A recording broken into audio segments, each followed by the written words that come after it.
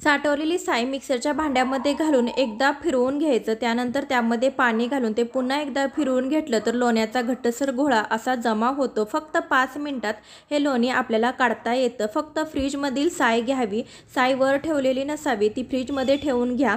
तर इथे आपण लोण्याचा गोळा अगदी सहज काढतोय। तर 2 ते 3 वेळा पाण्याने स्वच्छ धुवून घ्यायचं। जोपर्यंत त्यातलं पांढरं पाणी निघत नाही तोपर्यंत आपण हे लोण्याचा गोळा धुणार आहोत। तर पहिल्यांदा मी हा लोण्याचा गोळा साईडला काढून त्या पातेल्यातून ताक काढून घेतलं। त्यानंतर त्याच पातेल्यामध्ये लोण्याचा गोळा घालून पाणी घालून आपण 3 ते 4 वेळा स्वच्छ धुवून घेतलेले आहे। अगदी पांढरं पाणी जाईपर्यंत धुवून घेतलं तर तूप हे खूप छान बनतं। त्यामध्ये भरपूर घाण राहत नाही आणि भरपूर प्रमाणात तूप आपल्याला मिळतं। गॅसवरती तूप कडत ठेवलेलं आहे। जवळपास 1 तासानंतर तूप छान कडलेलं आहे। आता त्यामध्ये आपण भिजवलेली वेलची थोडीशी कुटून घातलेली आहे। तुम्ही वेलची, खाऊचं पान, तुळस घालून ही तूप तयार करू शकता। तर इथे आपलं तूप तयार